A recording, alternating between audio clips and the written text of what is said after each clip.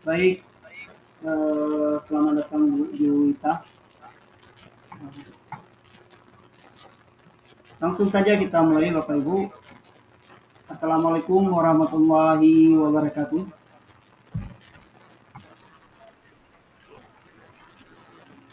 Alhamdulillahirabbil alamin wassalatu wassalamu ala asrofil anbiya'i wal mursalin wa ala alihi washabihi ajmain. Puji syukur kehadirat Allah yang masih memberi kita kesehatan serta umur yang panjang sehingga kita masih bisa bersua walaupun di dunia maya. Salawat serta salam pangkuan Nabi besar Muhammad SAW yang telah membawa kita dari alam kegelapan ke alam yang terang benderang. Baik yang saya hormati, uh, sudah ada record, ini ada aplikasi recordnya Pak. Ya. Uh, yang saya hormati bapak-bapak, ibu-ibu yang telah hadir dalam ruang yang uh, saat ini saya buat khusus. Adapun tujuannya itu adalah untuk membantu saya dalam kegiatan aksi nyata dalam penyebaran pemahaman serta pengalaman penerapan budaya positif di sekolah Bapak Ibu. Jadi yang ingin saya bagikan di sini akan saya presentasikan kepada Bapak Ibu. Jika nanti ada pertanyaan boleh ditanyakan atau kita bisa saling berbagi Bapak Ibu ya. Izin saya share screen-nya Bapak Ibu.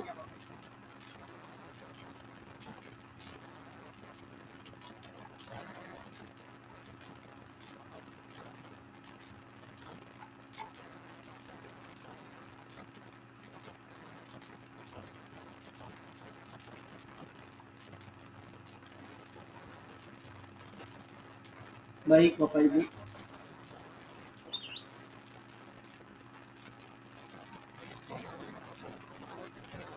Apakah sudah nampak Bapak Ibu? Baik.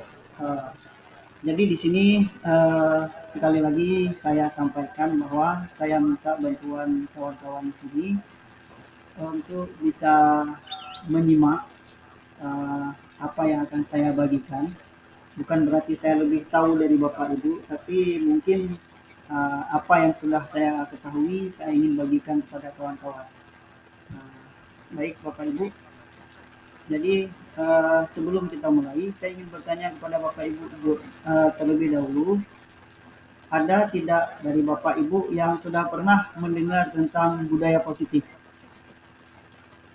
Silakan di open mic yang belum ya. Oke, tapi sebelumnya Bapak Ibu kita buat keyakinan kelas dulu bagaimana? Jadi semacam peraturan, tapi ini bukan peraturan namanya, keyakinan kelas. Jadi di sini uh, kita sepakati bersama dalam perjalanan 1 jam ini bagaimana aturan-aturan yang akan kita terapkan dalam pertemuan ini. Ada ide dari Bapak Ibu?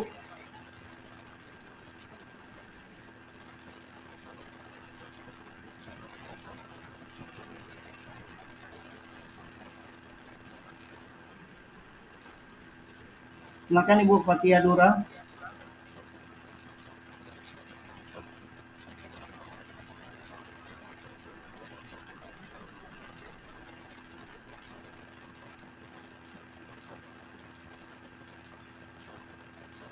Pak Mujakir.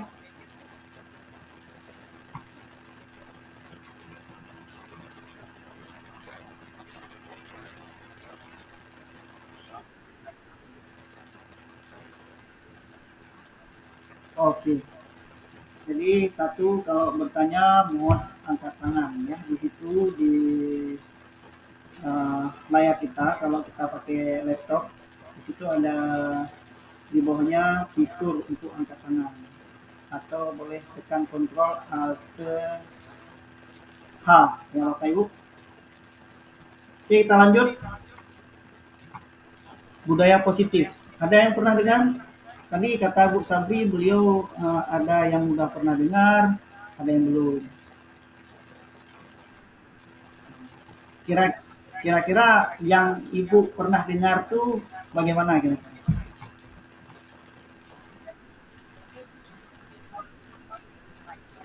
Baik, buang sampah pada tempatnya. Ya, budaya positif itu adalah sesuatu yang bersifat baik.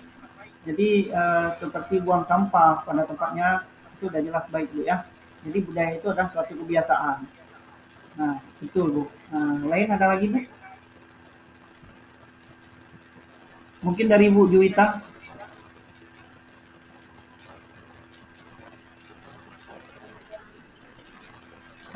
Ya, kami jawab. Bagus Bu. Boleh. Disiplin waktu. Boleh Bu. Ada lagi?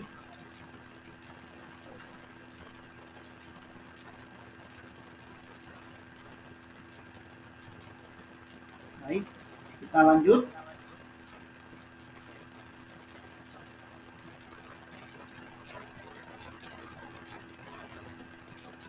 Nah, ini konsep inti dari budaya positif, yaitu ada disiplin positif.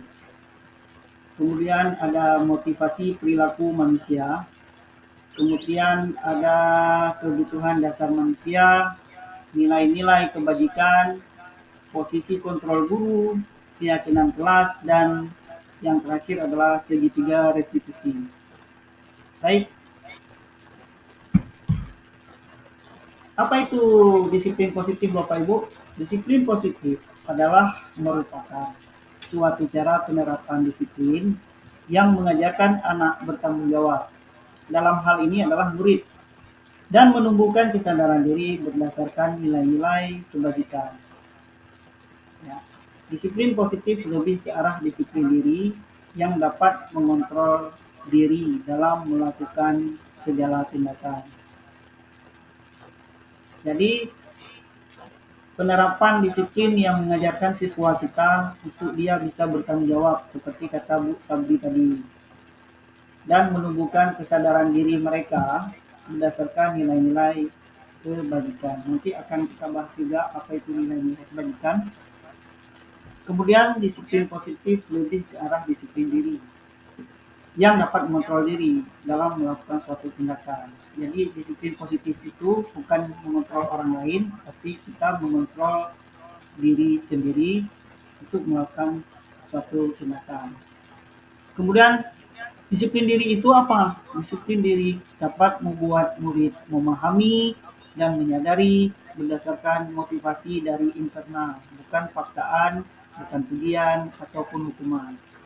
Jadi anak-anak itu diharapkan dia mempunyai motivasi dari dalam diri dia sendiri untuk melakukan perubahan. Ya Bapak Ibu, dia harus memahami sesuatu itu bukan dari paksaan kita, bukan dari pujian juga, ataupun dengan hukuman. Termasuk kesalahan-kesalahan yang dibuat. Kalau memang dia mempunyai kesalahan, dia harus menyadari bahwa kesalahan yang dibuat itu adalah sesuatu yang salah, bukan dari hukuman. Sampai di sini, ada yang bertanya?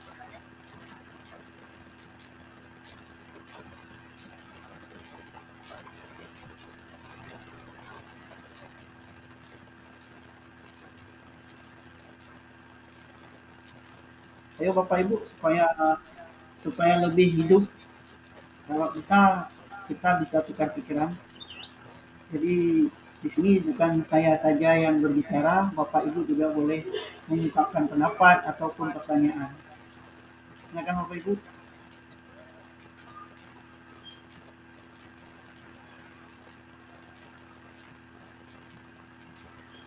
Baik, kalau tidak ada, kita lanjutkan.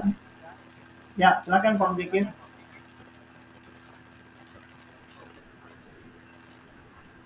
Ya, Pak.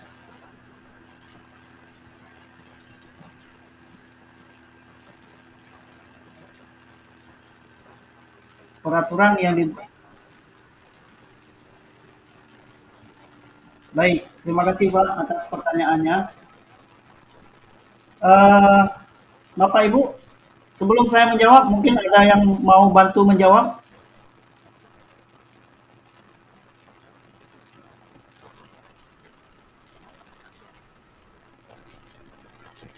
Bapak atau Ibu Nurul Sigli ini.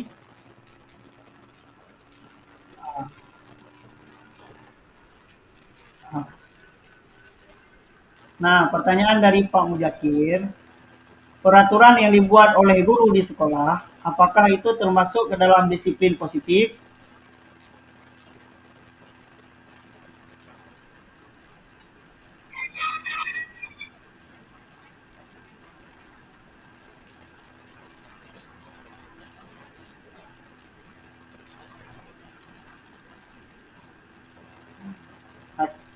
Ada peraturan yang tidak harus dituruti, Bu ya. Contohnya bagaimana itu, Bu? Peraturan untuk tidak untuk dituruti.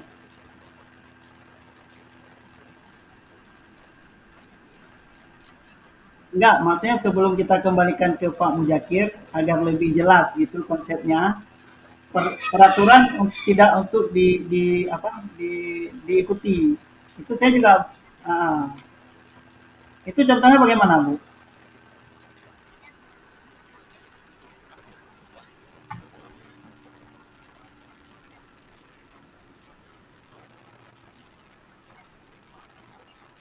Oke, baik. Mungkin Bu Juita, silakan Bu Juita udah mengangkat tangan.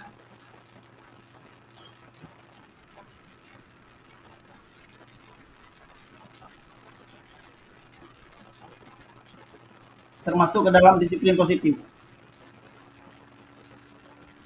Ya, kenapa?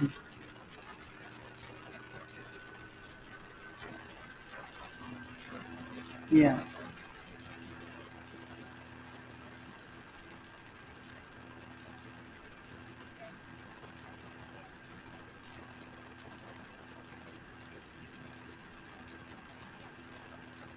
oke. Terima kasih Bu Juwita atas pendapatnya. Jadi kembali saya ulang pertanyaan Pak Mujakir. Peraturan yang dibuat oleh guru di sekolah, apakah itu merupakan disiplin positif? Tadi kata Bu Nurul, tergantung peraturannya. Kalau peraturannya itu memberatkan siswa, berarti itu bukan termasuk disiplin positif.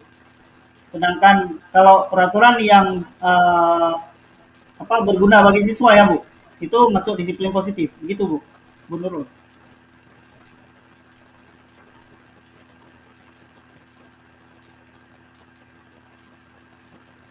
Halo,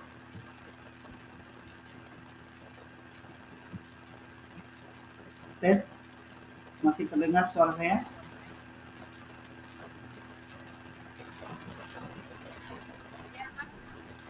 Ya, Pak Mujakir, bagaimana dengan jawaban mereka Pak?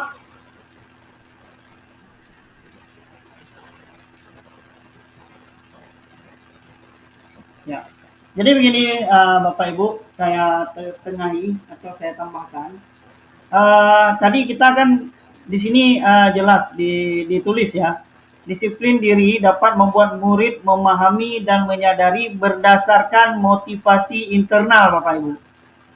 Jadi kalau peraturan yang dibuat oleh guru itu saya rasa itu masuk ke dalam paksaan. Kenapa? Karena itu dibuat oleh sepihak, oleh guru, tanpa melibatkan siswa atau siswi, tanpa melibatkan peserta didik yang akan menjalankan peraturan tadi.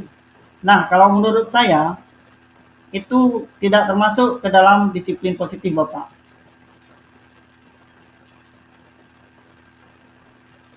Halo Bu Nurul,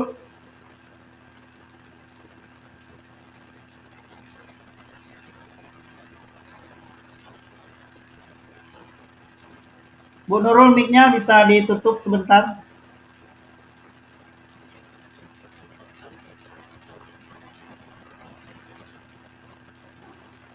Silakan Bu Jumi. Bu Jumiati telah mengangkat tangan, silakan.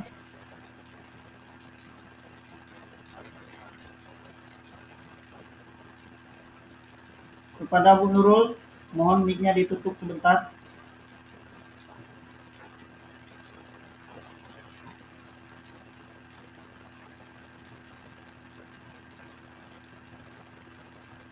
sepertinya beliau sedang berada dalam kesibukan dan lupa menutup mic-nya. Bu Jumi, silakan Bu Jumi.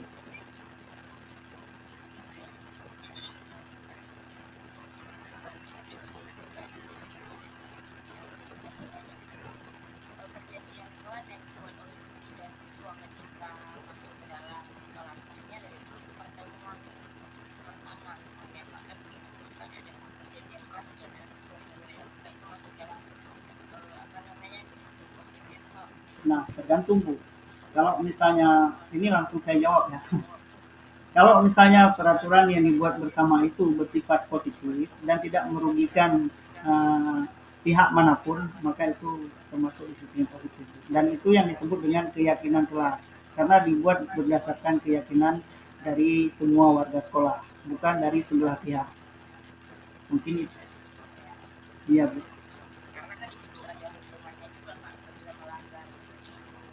Iya.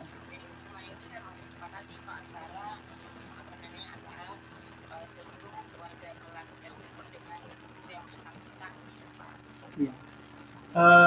Mungkin begini Bu ya, kalau dalam eh, pendidikan atau pengalaman kami mengikuti pendidikan guru penggerak ini, yang terutama sekali kita perubahan paradigma, Bu.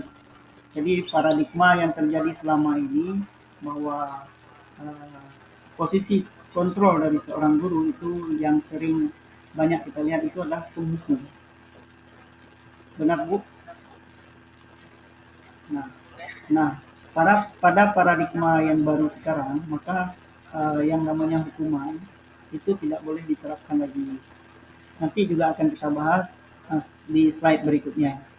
Tapi intinya eh, yang namanya anak-anak, saya yakin tidak mau mereka itu membuat peraturan buat mereka sendiri itu yang mengandung unsur hukuman. Karena yang akan merasakan juga mereka nantinya. Ibu telah buat peraturan di kelasnya, Bu?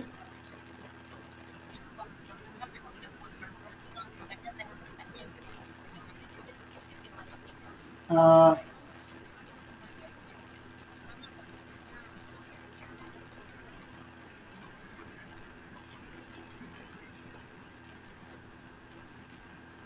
iya,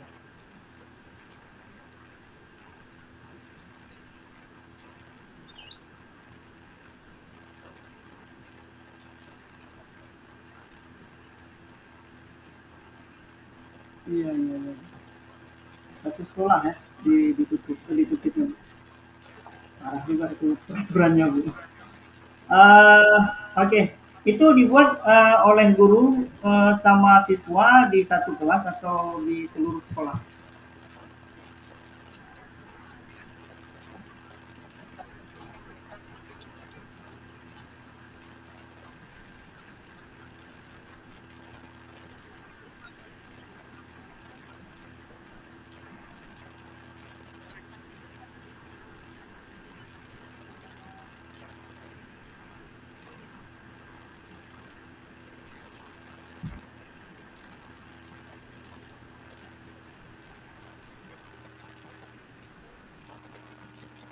Hmm. Pembentukan karakter gitu kan? Ya, semacam pembentukan karakter ya Bu. Tadi Pak Mujakir saya lihat dalam mengangkat tangan. Silakan Pak Mujakir mau menanggapi atau memberi pertanyaan yang lain lagi. Halo Pak Mujakir.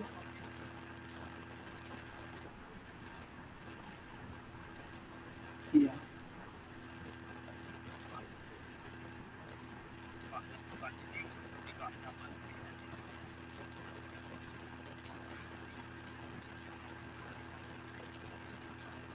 Ya, kalau restitusi ada.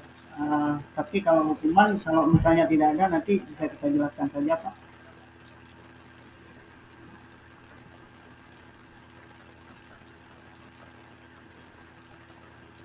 Bapak memberi penguatan maksudnya. Baik, silakan Pak.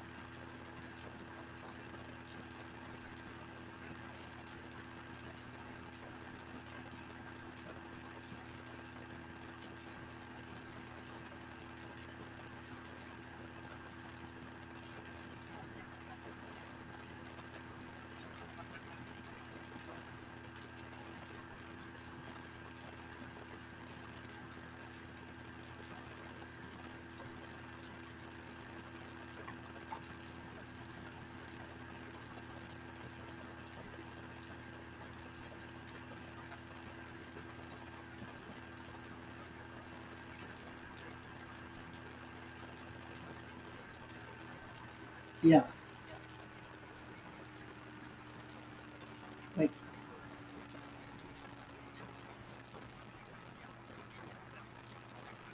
Baik, terima kasih sekali buat Pak Mudakir yang telah memberi tambahan atau penguatan tentang hukuman dan sanksi ya.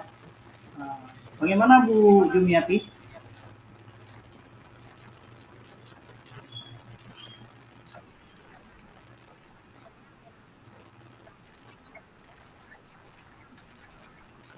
Ya,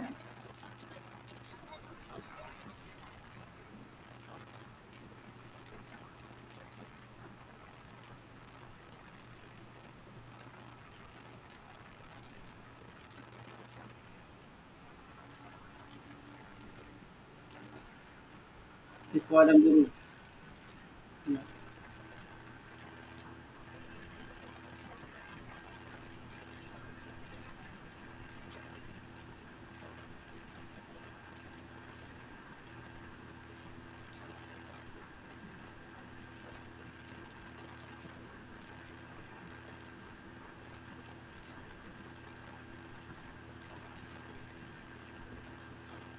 Hmm,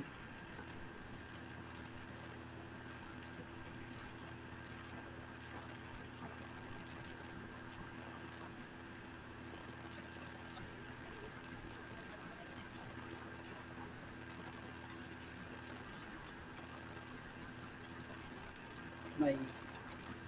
Jadi Bu, saya bacakan kembali, disiplin positif merupakan suatu cara penerapan disiplin yang mengajarkan anak bertanggung jawab dan menumbuhkan kesadaran diri.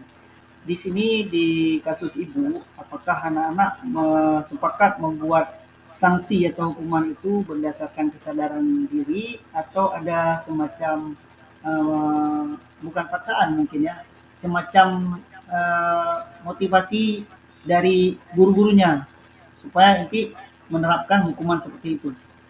Sehingga anak-anak mengatakan, ya udah Bu, boleh. Nah, gitu.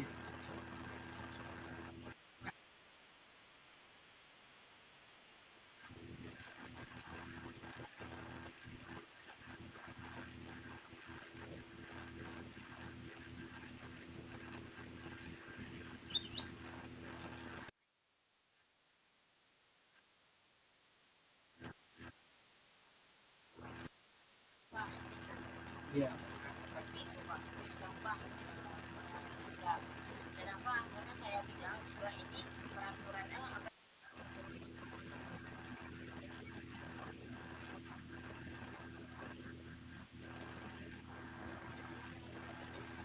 di matahari, di bawah matahari.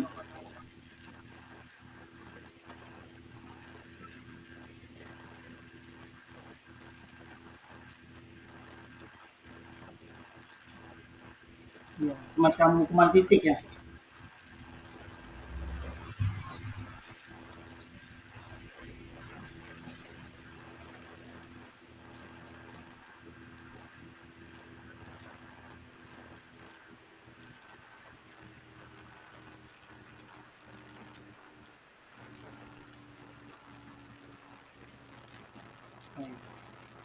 Tadi Bu Sabri kalau tidak salah ada pernah bersuara tadi. Masih ada Bu Sabri? Masih di ruang ini? Atau sudah keluar?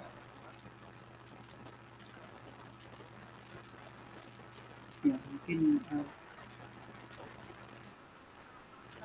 bagaimana tanggapan Bu Sabri dari apa yang kita diskusikan barusan?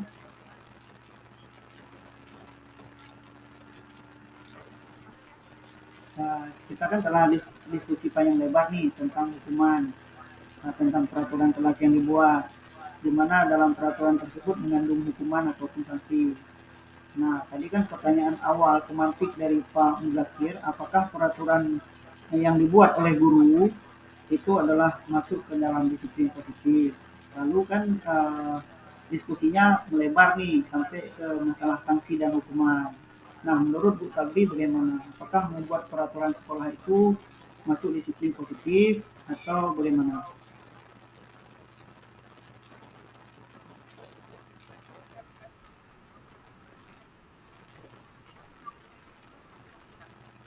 Ya, kalau ya,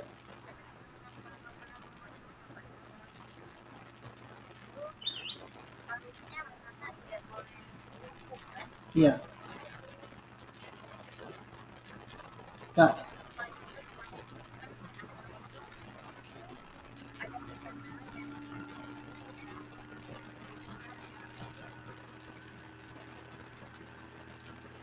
ya, baik. Oke, jadi kita simpulkan saja bahwa eh, peraturan yang dibuat itu harus melibatkan semua warga kelas. Di situ kan yang ada dalam kelas ada guru dan siswa. Kemudian dari peraturan-peraturan tadi yang telah disusun atau diminta dari siswa per siswa gitu dirubah menjadi eh, kalimat positif. Misalnya, jangan berlari-lari di kelas. Bila kita rubah ke kalimat positif, maka dia menjadi berjalan saja di kelas. Jadi tidak ada lagi kata jangan.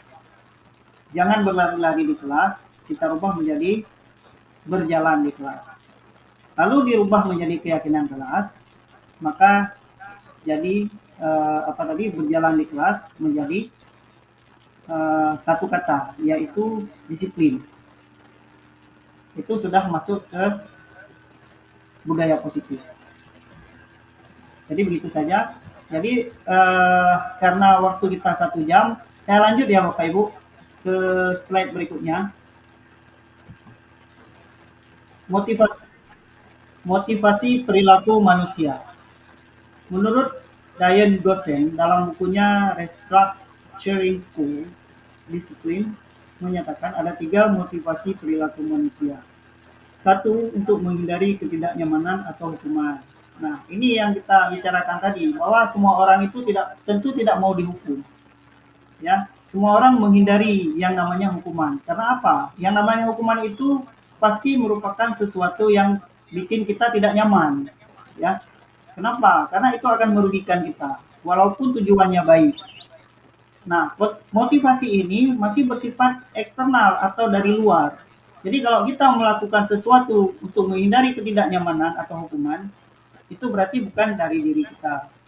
Contoh, misalnya kita naik sepeda motor, kita menggunakan helm. Itu tujuannya untuk apa, Bapak Ibu? Kalau memang tujuan kita menggunakan helm supaya tidak ditangkap polisi, supaya tidak ditilang, itu kita masih masuk ke dalam motivasi yang menghindari ketidaknyamanan atau hukuman. Nah, pertanyaan yang muncul adalah, apa yang akan terjadi apabila saya tidak melakukannya? Nah, kalau seandainya kita tidak pakai helm, apa yang akan terjadi? Tentu kita akan ditilang oleh polisi. Itu kalau bertemu sama polisi. Jadi, untung-untungan antara iya sama tidak. Jadi, ini belum masuk dalam motivasi yang penuh kesadaran. Artinya tidak berasal dari diri kita sendiri. Masih paksaan dari orang lain. Masih kontrol dari orang lain. Kemudian yang kedua, untuk mendapatkan imbalan atau penghargaan dari orang lain. Nah, motivasi ini juga bukan dari diri kita, tapi karena ada sesuatu yang kita harapkan. Jadi bisa kita bilang ini bukan sesuatu yang ikhlas kita kerjakan, tapi karena kita mengharapkan pujian ataupun semacam penghargaan dari orang lain. Nah, pertanyaan yang muncul apa? Apa yang saya dapatkan apabila saya melakukannya? Nah, kalau saya melakukan pakai helm itu, apa saya nanti akan dipuji gitu? Ataupun dikasih jempol oleh oleh polisi. Bagus pakai helm gitu kan? Nah, yang ketiga ini yang perlu, yaitu untuk menjadi orang seperti yang mereka inginkan. Maksudnya mereka di sini adalah anak-anak kita atau siswa kita untuk menjadi orang yang mereka inginkan dan menghargai diri mereka sendiri dengan nilai-nilai yang mereka percaya. Nah, motivasi itu datang dari dalam diri mereka, datang dari dalam diri kita. Misalnya kita mau pakai helm itu karena apa? Karena kita sadar kalau kita nggak pakai helm, seandainya terjadi kecelakaan, itu yang akan merasakan kerugian itu adalah diri kita sendiri. Misalnya saja ketika kecelakaan, kepala kita terbentur aspal dan kita geger otak. Jadi itu muncul kesadaran dari kita, bukan karena paksaan atau pujian. Nah, pertanyaan yang muncul adalah akan menjadi orang yang seperti apa? Orang yang seperti apa bila saya melakukannya? Itu pertanyaannya. Ada yang ingin dibahas Bapak Ibu? Ada yang mau kasih tanggapan atau pertanyaan? Saya beri kesempatannya. Silakan. Dari kalau tadi pertanyaan pemantiknya dari Pak Mujakir, mungkin sekarang saya kasih kesempatan buat Bu Jumi. Boleh Bu Jumi? Silahkan. Tanggapan ataupun saran atau bagaimana? Silahkan.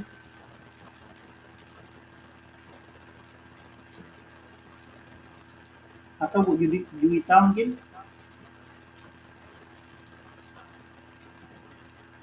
Ini saya lihat di sini ada juga Bu Rika ya, Bu Rika Wati. Mungkin Bu Rika juga mau memberi tanggapan. Boleh, bebas Bu ya. Pak Nasir mungkin, selaku senior, senior saya. Silakan Pak.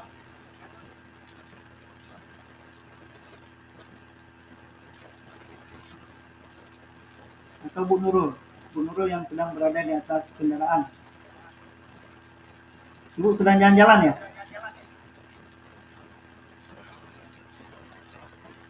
Hati-hati loh Bu, ini tadi saya ada bicarakan tentang helm. Itu Ibu pakai helm karena kesadaran sendiri atau paksaan Bu? Ini langsung ada contohnya nih.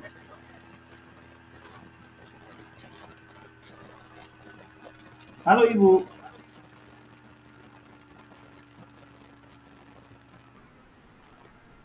Ya, silakan Bu Sabri. Tentang motivasi perilaku manusia. Ya,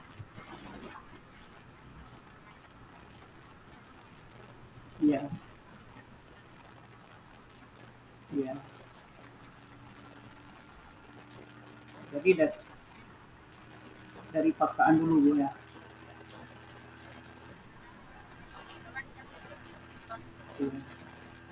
Uh, inilah yang saya sebut tadi perubahan paradigma yang seharusnya itu tidak terjadi lagi Bu. Jadi ini kan kurikulum merdeka Bu. Jadi apa pengertian merdeka sesungguhnya yang selama ini kita dengar? Bukan berarti kan sebebas seenak udelnya anak-anak kita bisa lompat-lompat di kelas, bisa jajan-jajan sambil belajar, bukan merdeka seperti itu. Tapi merdeka dalam arti yang tidak terlalu luas, ya, masih ada batasannya.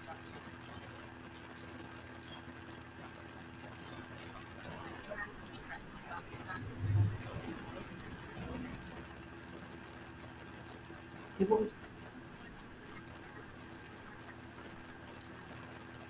saya khawatir sama Ibu Nurul nih yang sedang naik sepeda motor. Beliau nih pegang HP kayaknya sebelahnya lagi pegang kemudi motor. Terlalu berani tuh. Atau bisa di off kan dulu Bu. Kami juga tidak mau melihat nanti ada apa-apa dengan Ibu. Gara-gara mengikuti ini, di off kan dulu, nanti kalau udah sampai ke tujuan Ibu baru gabung lagi boleh.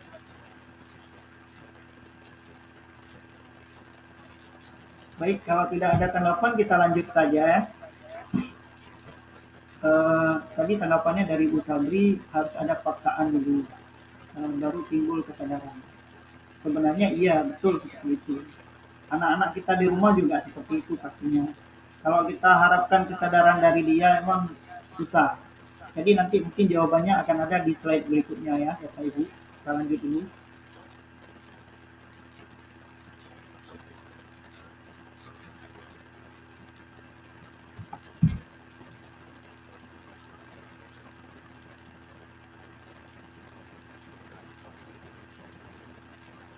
Kalau saya putar video kira-kira kedengaran nggak?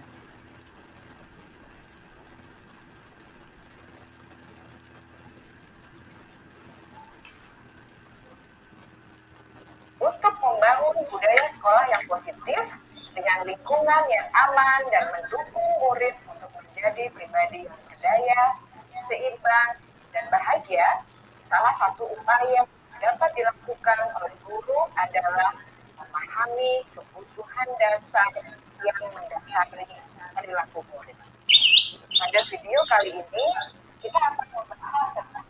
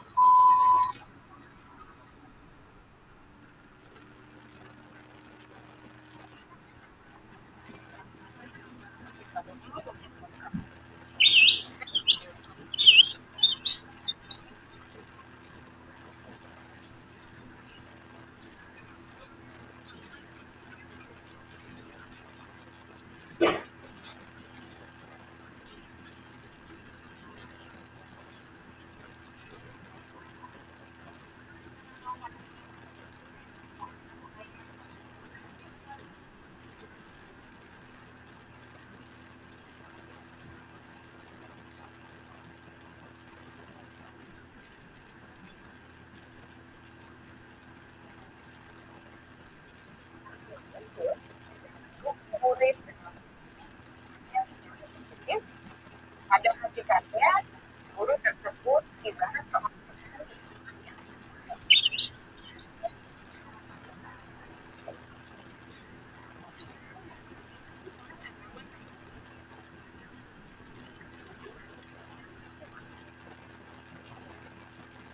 William Johnson, seorang psikiater dari Amerika Serikat.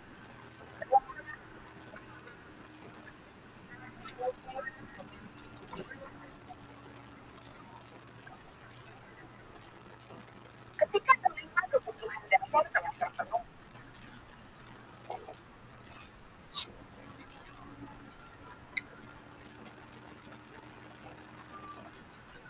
ketika kebutuhan dasar tidak terpenuhi dengan baik, maka seseorang akan mengalami emosi negatif, bosan, sedih, dan kecewa.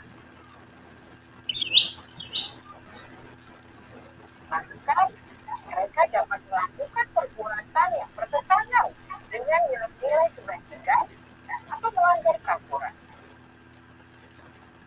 Dengan kata lain, perilaku buruk seseorang biasanya adalah respons dari kebutuhan yang tidak terpenuhi. Namun, mereka tidak tahu cara untuk menyampaikannya. Ada 5 kebutuhan dasar manusia menurut Dr. William Glasser. Yaitu, yang pertama, kebutuhan untuk bertahan hidup atau survival. Yang kedua, kebutuhan untuk merasa diterima atau love and belonging. Yang ketiga, kebutuhan akan kebebasan atau freedom. Keempat, kebutuhan akan kesenangan atau fun. Dan yang kelima, kebutuhan akan penguasaan atau power.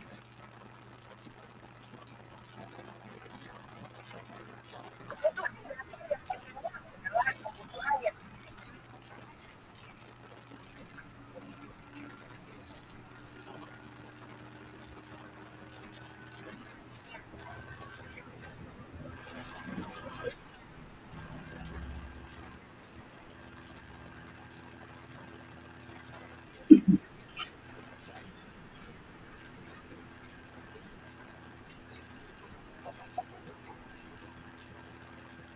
kebutuhan untuk merasa aman juga termasuk dalam kebutuhan ini.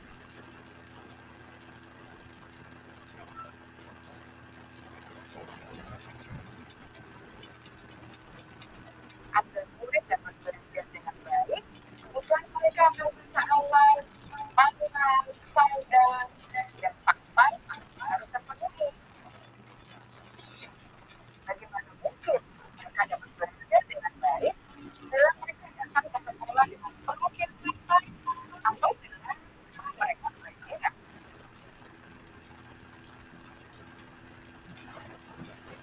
Setelah kita mengetahui kebutuhan pertama yang sebagian besar bersifat fisiologis, mari kita lihat kebutuhan kedua sampai kelima yang semuanya berhubungan dengan psikologis. Mari kita lihat kebutuhan yang kedua, yaitu kebutuhan akan perasaan diterima oleh kelompok atau komunitasnya atau kebutuhan teknologi. Kebutuhan ini meliputi keinginan untuk tetap terhubung dengan orang lain seperti teman, keluarga, teman kerja, dan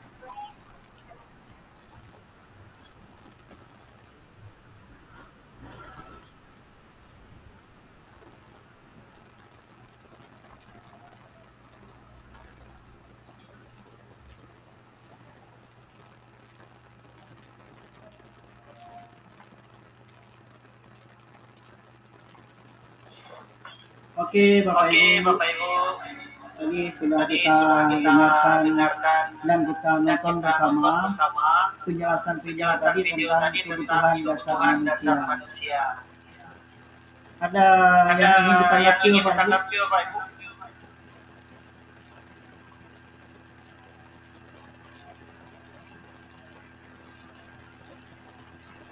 Jadi kebutuhan dasar manusia, kalau dalam hal ini adalah kebutuhan dasar murid, ya. Itu adalah kalau menurut sesuai dengan choice theory yang dikemukakan oleh Lesser. Ini sunyi suaranya. Di mana ada 5 kebutuhan dasar manusia, yaitu 1, bertahan hidup. Nah, kebutuhan yang bertahan hidup ini yang pertama itu 1, dia bersifat fisiologis, ya, seperti apa? Sandang, pangan, papan, rasa aman, serta kebutuhan biologis. Sedangkan yang kedua adalah merasa diterima. Ini bersifat sosiologis. Kemudian kebebasan. Kebutuhan akan mendapat kebebasan, yaitu kesempatan untuk memilih mana yang sesuai keinginan. Kemudian kesenangan. Tadi kan dikatakan dalam video sangat sedih kehidupan kita ini kalau tidak ada yang namanya kesenangan, ya. Kebutuhan akan kesenangan tidak bisa kita dapatkan, berarti kita belum merdeka. Nah, apa itu kesenangan? Menikmati apa yang dilakukan. Kemudian yang terakhir, penguasaan. Ini mencakup kompetensi, prestasi, dan penguasaan jati diri. Bapak Ibu, bila ada pertanyaan, ini tadi sudah dijelaskan panjang lebar di video. Ini hanya kesimpulannya saja. Atau saya meminta Pak Mujekir kembali untuk memberi pertanyaan pemantik, Pak, supaya hidup. Ya, silakan Pak, supaya diskusi kita jalan. Iya Pak. Hmm.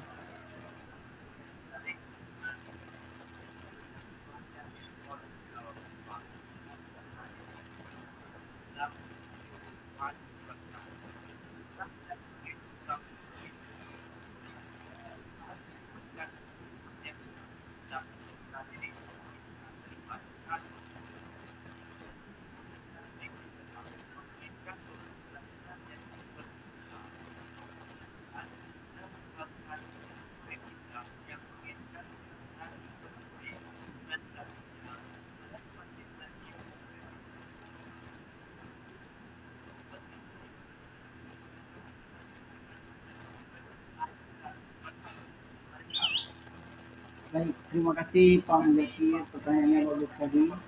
Mungkin dari Ibu Juniati, Bu Sabriati, maupun Ibu Juwita yang ingin menanggapi dari pertanyaan Pak Mujekir, silakan Bu. Ya, silakan Bu Juwita yang sudah mengangkat tangan.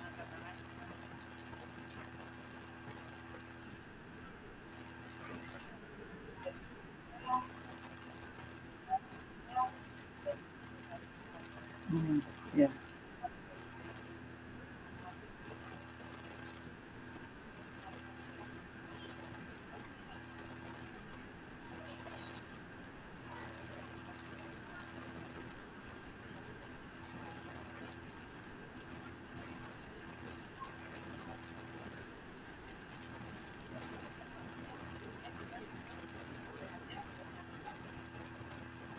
Kebutuhan.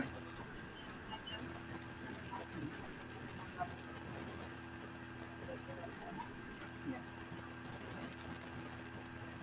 Baik, saya teringat bahwa ada 3 aspek yang harus diperhatikan untuk memenuhi kebutuhan siswa kita belajar, ya. Jadi dalam hal memberikan pembelajaran yang berdiferensiasi, kita harus memerhatikan 3 aspek tadi, termasuk apa yang Ibu katakan barusan, yaitu gaya belajar, Bu, ya. Ya, Bu Juwita.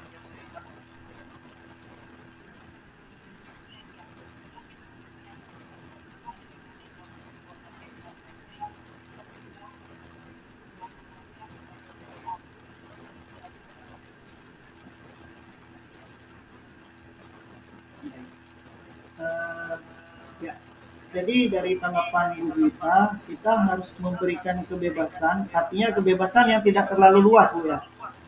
Jadi kebebasan bukan berarti bebas sebebas-bebasnya, tapi dia bebas memilih gaya belajar apa serta materi apa yang sesuai dengan gaya belajar dia atau sesuai dengan kebutuhan belajar dia. Bukan gitu? Ya. Nah, baik. Mungkin dari Ibu Juniati ada mau ditambahkan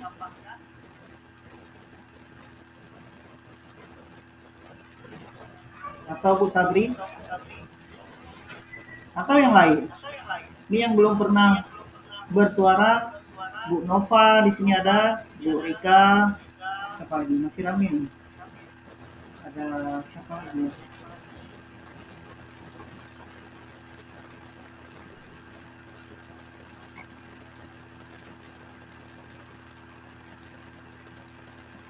Silakan Bu. Bu Yuita lagi silakan.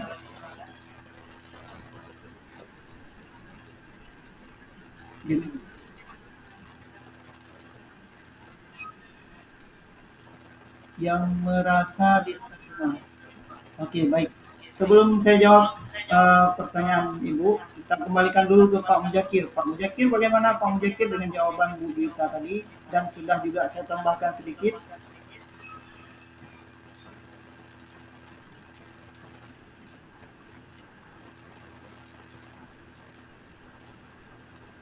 Bu Juwita.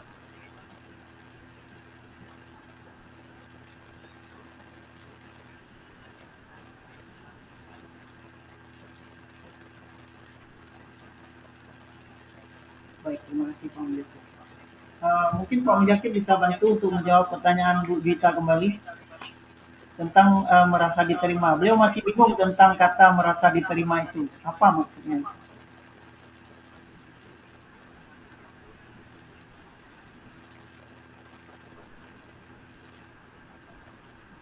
Bu Juwita. Ya.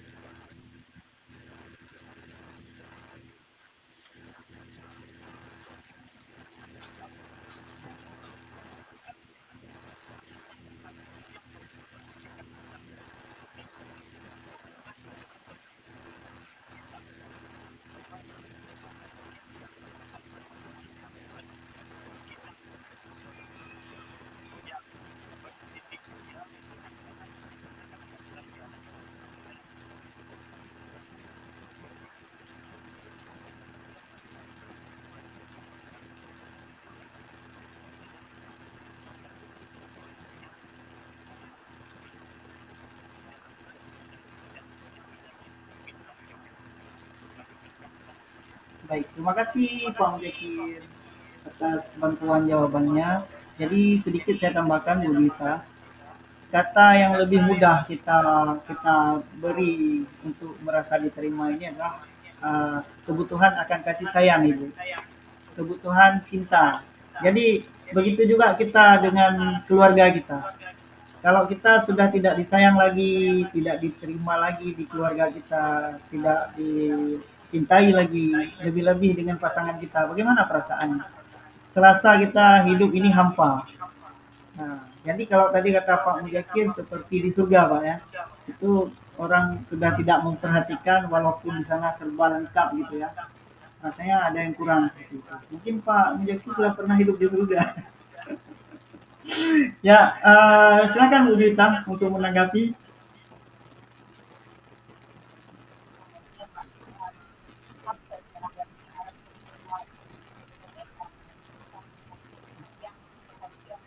Iya, itu kan kebutuhan yang bersifat sosiologis gitu. Jadi itu bersifat hubungan manusia dengan manusia. Kalau bahasa Arabnya mungkin begini ya Pak, kira-kira hablum minan nas kalau nggak salah ya Pak Mujahid. Hubungan manusia dengan manusia. Iya, iya baik. Terima kasih Pak Mujahid. Kita lanjut ya Bapak Ibu. Nah, ini nilai-nilai kebajikan yang saya sebutkan tadi. Jadi nilai-nilai kebajikan itu adalah sifat-sifat positif manusia yang merupakan tujuan mulia yang ingin dicapai setiap individu. Nah, sifat-sifat positif itu tentunya sifat-sifat yang bermanfaat bagi diri kita sendiri maupun orang lain, ya, bukan yang bersifat merugikan. Jadi nilai-nilai kebajikan ini itu untuk yang merupakan tujuan mulia yang ingin dicapai oleh setiap individu. Seperti kita kan tujuan kita misalnya seperti Pak Mujahid bilang mau masuk surga. Jadi kita harus mempunyai sifat-sifat positif seperti berbuat baik, beramal, beribadah, ya kan? Kalau beribadah mungkin bukan sifat ya, tapi itu lebih ke pekerjaan. Kalau sifat itu yang bersifat tidak nampak dia, ya.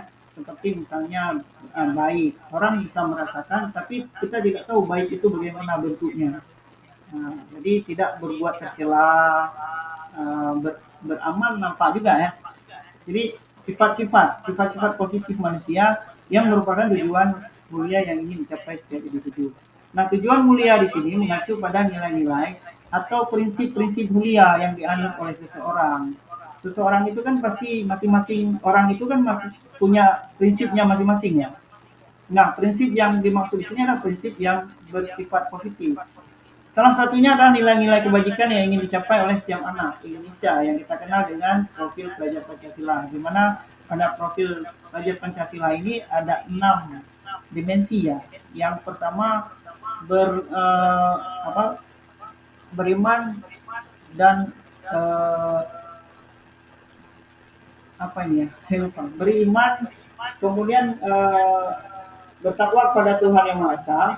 Kemudian yang kedua ada mandiri, gotong royong, silakan Bu, bisa dibantu lagi mungkin. Bernalar kritis, uh, pokoknya dia ada 6 Bu, ya. Jadi ini sifat-sifat yang diharapkan akan dimiliki oleh pelajar di Indonesia melalui pendidikan merdeka ini, kurikulum merdeka. Jadi kita dituntut oleh pemerintah untuk bisa membawa siswi kita itu memiliki nilai-nilai kebajikan yang ada dalam profil pelajar Pancasila. Sampai di sini ada yang mau ditanggapi? Gimana Bu Jumi? Tolong tanggapannya Bu. Atau Bu Sabri? Bu Sabri juga masih setia nih, masih ada di sini. Silakan Bu Sabri. Mungkin ada tambahan nilai-nilai kebajikan yang Ibu ketahui.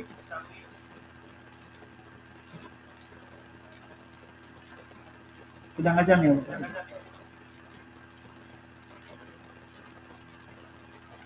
Sedang aja nih. Kita pause dulu sebentar ya.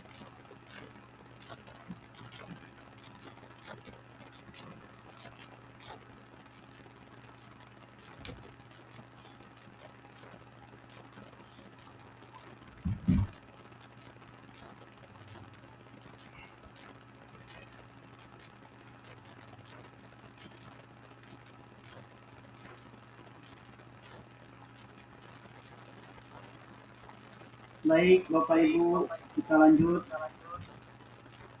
ya. Eh, kita masuk ke slide berikutnya, materi baru, materi berikutnya, posisi kontrol guru. Nah, ini tadi yang saya maksudkan Bapak Ibu. Oke, Bu Juniati.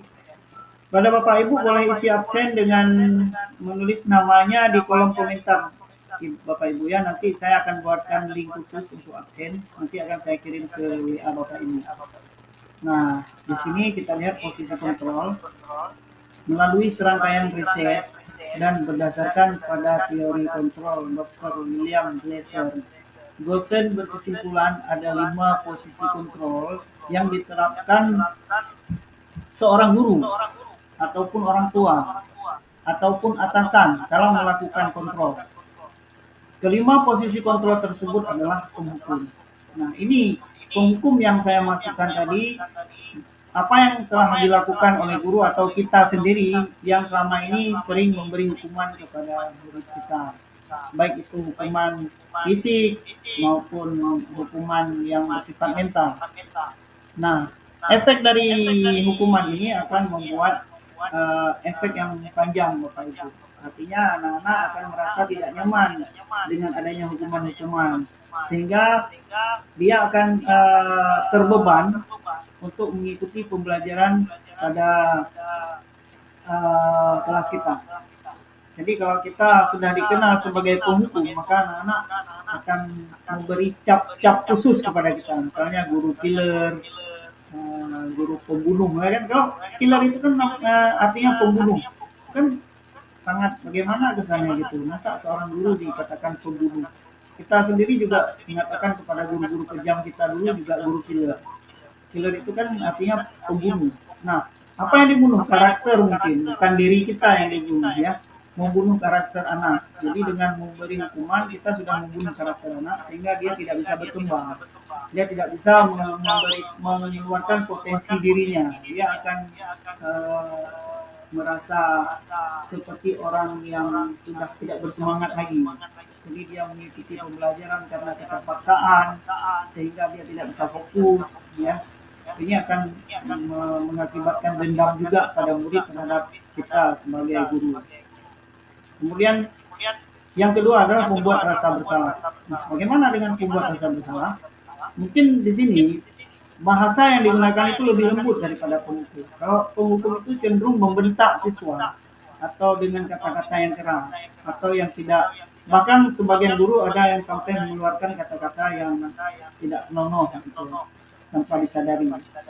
Mungkin itu memang bukan keinginannya, tapi tanpa disadari, saking emosi dia mengeluarkan kata-kata yang tidak sepantasnya. Nah, pada pembuat rasa bersalah itu guru biasanya membuat si siswa ini dia itu akan terbeban dengan rasa bersalahnya. Jadi misalnya ada guru-guru kita yang dengan nada yang memelas mengatakan, "Nak, kamu ini sering datang terlambat terus. Jadi kalau kamu masuk terlambat kayak gini, nanti kamu belajar akan terganggu, ya. Pelajaran tidak bisa kamu terima dengan baik. Bagaimana itu? Nah, nanti itu akan berefek pada Bapak sebagai guru kamu. Apa yang akan dikatakan orang, dikatakan oleh kepala sekolah, seolah-olah Bapak tidak bisa mengajar. Apa yang akan dikatakan oleh orang tuamu nanti. Nah, kan Bapak nanti yang akan malu. Seolah-olah Bapak tidak mengajarkan yang baik-baik terhadap kamu. Nah, itu contoh percakapan dari seorang guru yang membuat rasa bersalah. Sehingga si anak itu akan terbeban dengan rasa bersalahnya. Itu hampir sama juga dengan memberi hukuman pada dia. Nah, bagaimana dengan yang teman ini, yang ketiga? Yang ketiga ini kalau guru kontrolnya itu seperti teman, maka dia akan mengatakan kepada siswa ataupun murid seolah-olah sebagai teman gitu. Teman, bagaimana kita menegur teman yang seperti itu? Itu seakan efeknya itu akan membuat si murid tidak lagi menyegani kita sebagai gurunya. Nah, dia akan berlakukan kita itu ya sebagai teman, sehingga itu juga tidak efektif. Apa yang akan kita nasihati, kita berikan kepada dia itu tidak akan membekas karena dia menganggap itu sebagai perkataan seorang teman saja dan kita tidak akan ada harga dirinya. Kemudian yang keempat adalah pemantau. Ini yang suka memantau-mantau aja gitu. Kita biasanya kalau pemantau ini memang tidak memberi hukuman, tapi kita mungkin seperti memberi semacam teror juga dengan memantau melihat nanti memberi konsekuensi seperti akan mengurangi nilai. Jadi siswa memang tidak kita beri hukuman secara langsung, tapi dia tahu dengan pantauan kita itu suatu ancaman bagi dia. Nah, yang bagus itu yang bagaimana? Yang terakhir ini yang manajer. Nah, ini kita pada posisi manajer ini kita tidak akan memberikan apa yang telah saya jelaskan di atas tadi, tapi kita coba memposisikan murid itu dia dengan kesadaran sendiri dia akan memperbaiki kesalahannya sendiri. Inilah yang akan dinamakan dengan restitusi. Salah satunya adalah segitiga restitusi dan itu akan saya jelaskan nanti di slide berikutnya. Sampai di sini ada yang ingin bertanya atau memberi tanggapan sebelum kita lanjut? Kita akan berhenti mungkin agak molor sedikit waktunya karena tadi telat kita mulai. Ada yang tunjuk tangan tadi? Tidak ada? Kalau tidak kita lanjut ke slide berikutnya.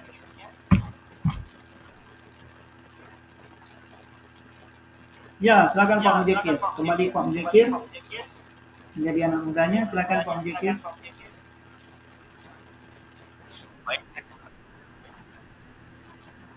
Ya.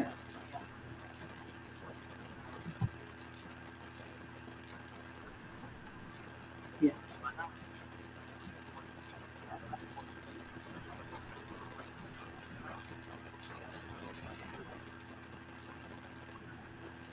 Ya.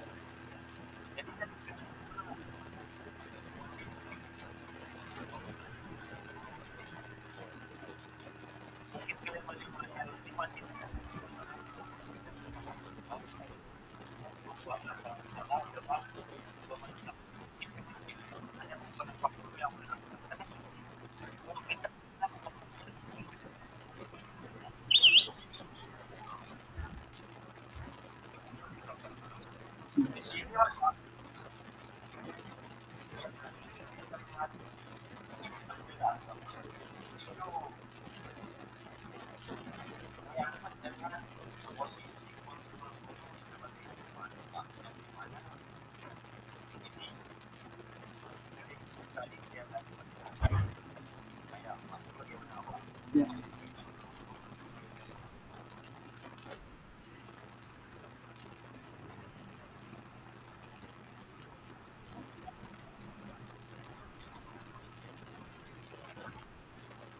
Baik. Sebentar ya, saya coba untuk menjawab pertanyaan Pak Mujekir. Saya lihat dulu. Ada contohnya nih.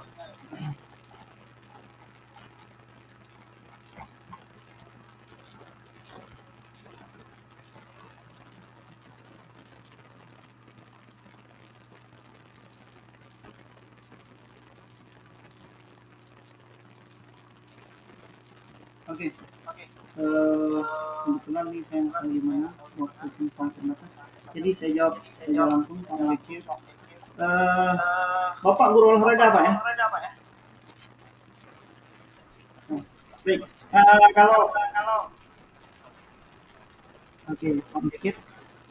Sebagai guru olahraga memang saya rasa itu lebih cocok memang menggunakan kontrol sebagai teman Pak. Karena kan ini beda dengan guru-guru lain ya.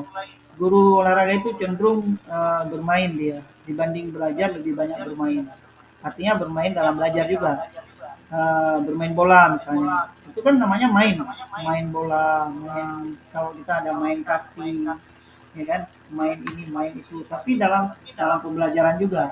Jadi memang kalau guru olahraga ini lebih cocok menerapkan posisi sebagai teman Bapak. Apalagi Bapak kan harus memberikan contoh dahulu bagaimana gerakan-gerakan yang harus dilakukan oleh murid Bapak.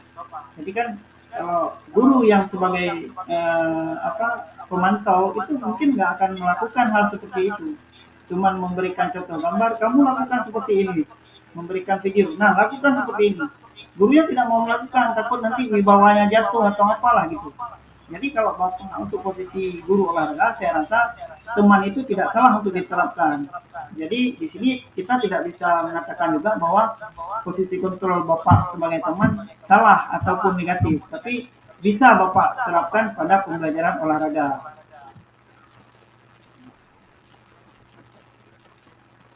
Begitu Bapak.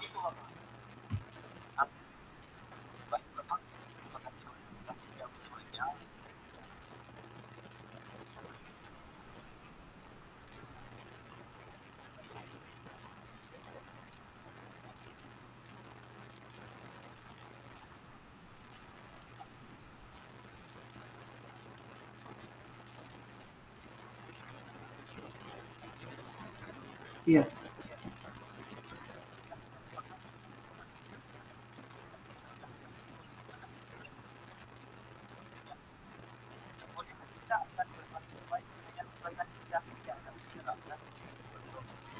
betul.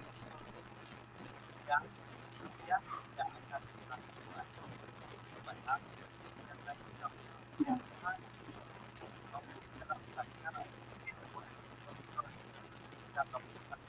iya,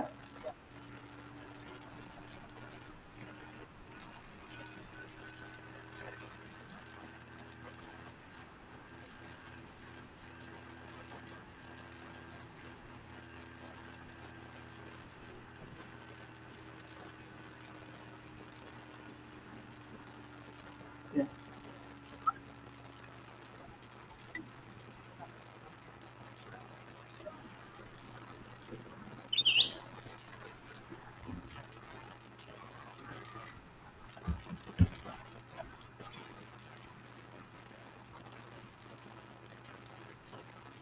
Iya. Baik,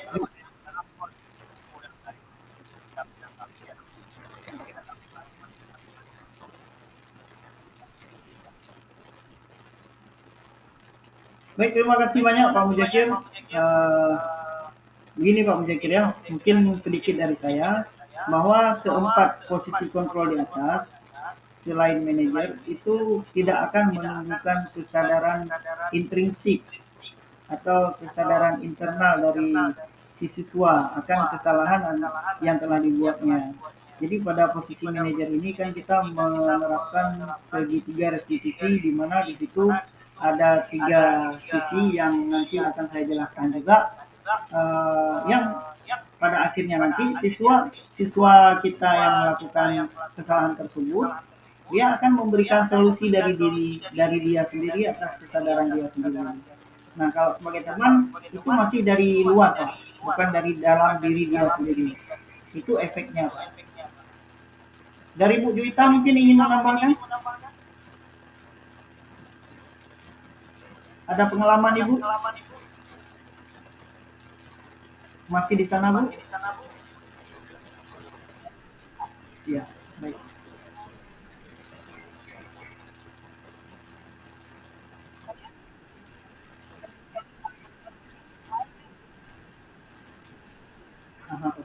Wajar Ibu bingung Bu. Kalau Ibu, ya silakan Bu.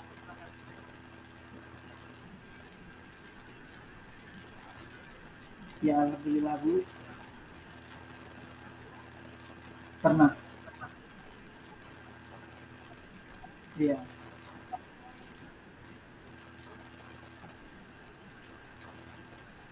iya. Kalau manajer pernah nggak? Ada. Ya. Berarti Ibu kelimanya ini kecuali penghukum ya Bu, Ibu tidak pernah lakukan ya. Kalau sebagai teman mungkin semacam curhat-curhat gitu ya. Ya oke.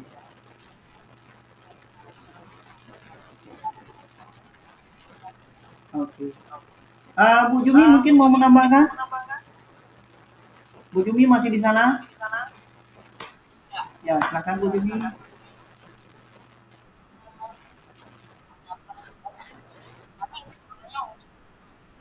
Ya.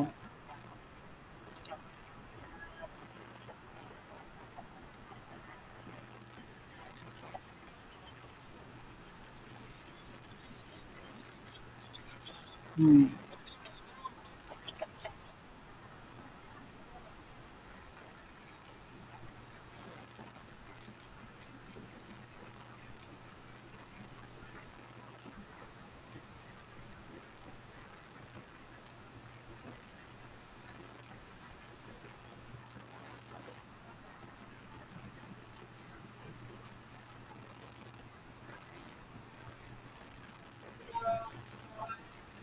Terlalu strength itu.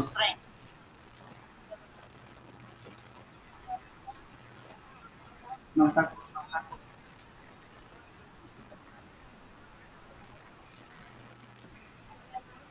ceria.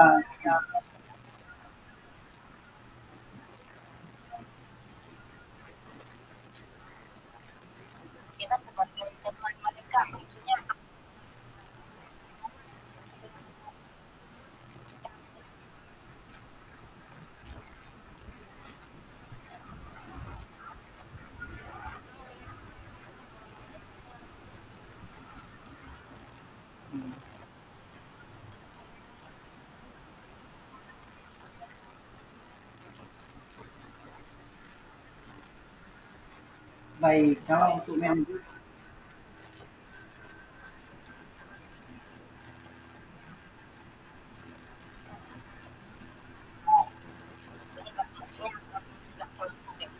baik. Baik Bu, untuk posisi manajer ini memang pertanyaan yang perlu dipertanyakan karena ini akan terjawab di slide berikutnya Bu ya. Baik, kita maju ke slide berikutnya. Nah, sebelum menjawab pertanyaan Bu Jumi, saya sedikit kasih gambaran tentang membuat keyakinan kelas. Mengapa harus keyakinan kelas? Mengapa tidak peraturan kelas saja? Ini akan menjawab pertanyaan-pertanyaan tadi di awal. Ya, mengapa kita memiliki peraturan tentang penggunaan helm pada saat mengendarai kendaraan roda dua atau motor? Kemungkinan jawaban Bapak Ibu kan untuk keselamatan, ya kan?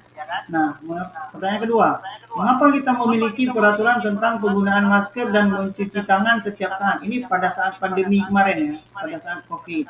Nah, kemungkinan jawaban Bapak Ibu juga karena kesehatan, karena keselamatan. Nah, nilai-nilai keselamatan atau kesehatan inilah yang kita sebut sebagai suatu keyakinan dari diri kita, ya, bukan dari orang lain. Kita sendiri yang yakin dengan kita menggunakan helm untuk menjaga keselamatan kepala kita terutama. Kemudian dengan kita menggunakan masker, kita tidak akan kena wabah penyakit COVID. Itu diri kita sendiri yang yakin, yang merupakan suatu keyakinan, yaitu yang nilai-nilai kebajikan universal yang disepakati secara tersirat dan tersurat, lepas dari latar belakang suku, negara, bahasa maupun agama. Saya rasa ini sudah clear. Kita lanjut ke ini segitiga restitusi dan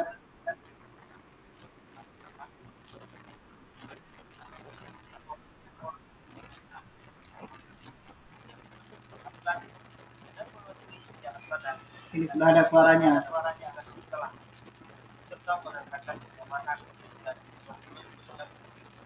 Nah, jadi suatu proses dialog yang dilakukan oleh guru ataupun orang tua. Jadi segitiga restitusi ini bisa diterapkan di sekolah maupun di rumah dengan anak-anak kita. Jadi dialog yang dilakukan guru atau orang tua agar dapat menghasilkan murid atau anak yang mandiri dan bertanggung jawab. Segitiga restitusi adalah tahapan tindakan yang dilakukan guru untuk membawa siswa mentaati kesepakatan kelas yang telah ditetapkan dan mengakui secara sadar dan terbuka ketika dia telah melakukan kesalahan serta merasakan kenyamanan ketika setelah berperilaku jujur. Oke, jadi jawaban atas pertanyaan Bu Jumi tadi adalah posisi guru sebagai manajer adalah tidak menerapkan empat hal yang di atas, tapi beliau atau guru ini uh, akan menerapkan solusi yang lebih kepada membuat siswa itu muncul kesadaran diri untuk memperbaiki kesalahannya. Jadi salah satu caranya yaitu dengan segitiga restitusi, yaitu kita panggil anak tersebut, kita seperti guru BK lah. Jadi pertama kita menstabilkan identitas dia, kita tanyakan apa kesalahan dia, apa yang telah dilakukan dia sehingga dia ini kita panggil. Setelah dia menjawab, misalnya contoh kasusnya, nak tahu nggak kenapa kamu saya panggil kemari? Tahu bu, tahu pak. Apa nak? Saya sudah memecahkan kaca jendela tadi. Baik. Kenapa kamu memecahkan kaca jendela nak? Tadi saya kesel bu sama atau pak, saya kesel sama kawan saya. Lalu saking saya marahnya, daripada saya tinju dia, mending saya tinju kaca jendela. Nah, oke, baik. Kita jawab seperti itu. Mungkin apa yang kamu lakukan itu memang nak wajar saja. Jadi itu proses memvalidasi tindakan yang salah. Walaupun kita tahu itu tindakan dia salah, jadi kita memvalidkan. Nah, jadi kita katakan wajar saja nak kamu berbuat demikian. Mungkin bapak kalau di posisi kamu saat emosi seperti itu juga akan melakukan hal yang sama. Namun menurut kamu, nah kita tanyakan kembali sama siswa tersebut, tindakan yang kamu lakukan itu sudah benar atau belum? Dia kan akan menjawab kalau emang dia sadar, nggak benar pak. Kalau nggak benar, kira-kira keyakinan kelas yang telah kita buat apa yang telah kamu langgar? Kan kita sudah buat keyakinan kelas yang tadi sebelumnya kita bahas. Misalnya disiplin, sopan, saling menghormati. Nah, di situ kamu udah melanggar keyakinan kelas yang mana? Ya, saya sudah melanggar keyakinan kelas yang ini misalnya. Saya sudah melanggar keyakinan kelas saling menghormati. Sehingga saya melakukan kesalahan tersebut. Oke, nah baik. Bagus kalau kamu sadar kamu sudah melanggar satu keyakinan kelas. Nah, sekarang untuk menutup kesalahan kamu itu, untuk memperbaiki kesalahan kamu itu, apa yang akan kamu lakukan? Jadi dia sendiri yang menjawab. Nah, itu salah satu posisi kontrol guru sebagai manajer. Jadi lebih ke seperti guru bimbingan dan konseling. Mungkin itu saja Bu Jumi. Bagaimana Bu Jumi?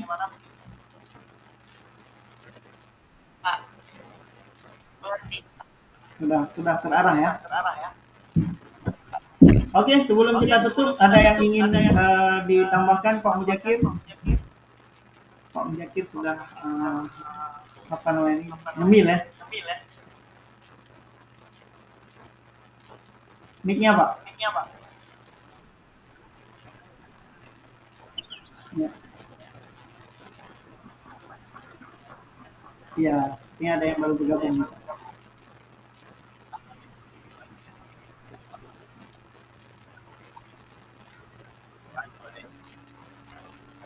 Bu Jumi.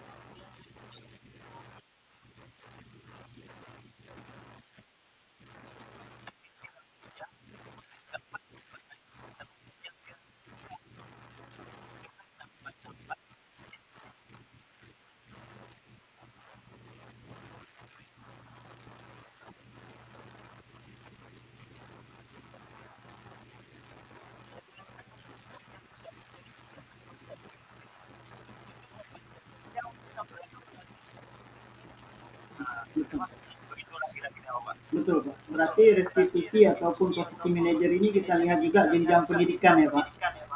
Jadi kalau untuk SD, untuk kelas-kelas bawah mungkin belum cocok, Pak ya. Caranya mungkin. Hmm,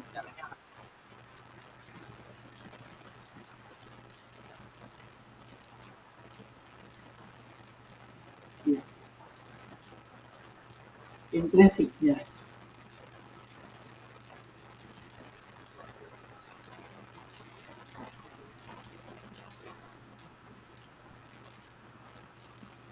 Ya. Berarti memang berarti memang untuk guru SD dibutuhkan kemampuan yang luar biasa dan kesabaran yang besar, Pak ya. Nah, memang saya salut. Saya salut dengan guru SD ya. Nah,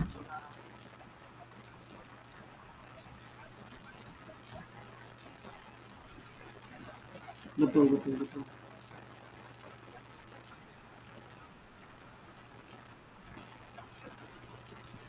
Sudah nggak pantas lagi. Tidak layak lagi untuk zaman sekarang, Pak ya.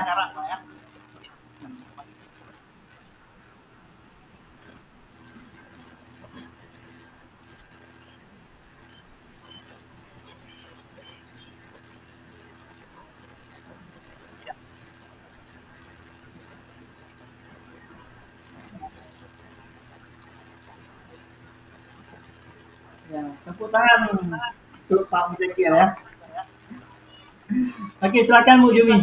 Di saat-saat terakhir nih, detik-detik terakhir sebelum kita tutup.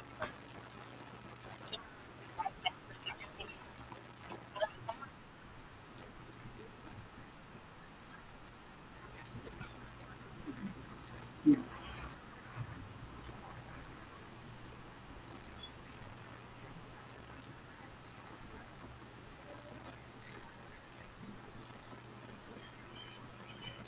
ya. Baik. Oke, kalau memang sudah tidak ada lagi, saya mohon kepada ibu-ibu untuk bisa menghidupkan kamera untuk kebutuhan kita memfoto ya sebagai dokumentasi. Nah, jadi kita foto harus nampak orangnya nih.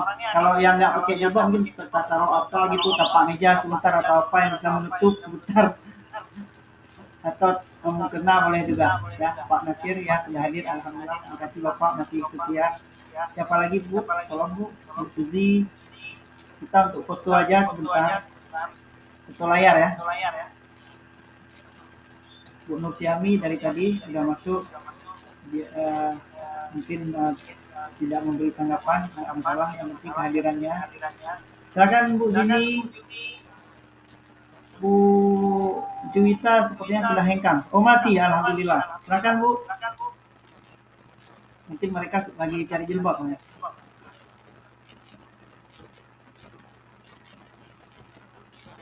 Ya bagus. Ini Pak Mijakir yang namanya Bu Juni.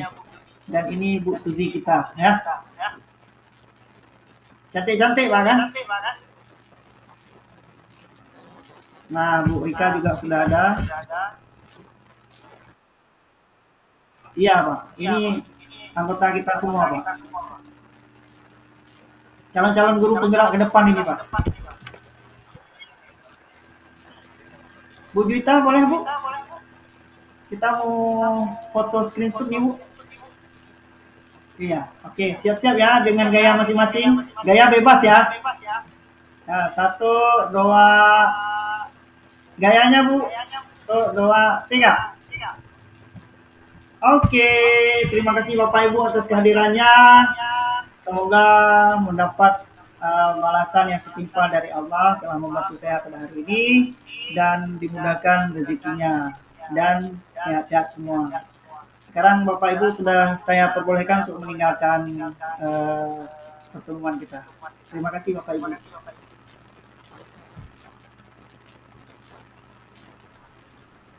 Ya, nah record.